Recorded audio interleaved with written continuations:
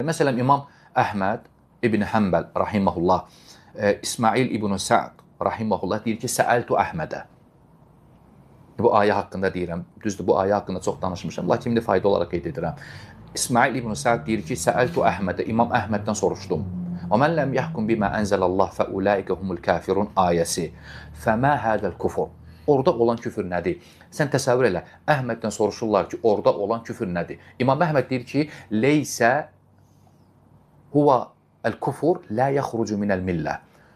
Millətdən, dindən xaric etməyən küfürdür. İmam Əhməd bu cür deyir. Sən nə deyirsən?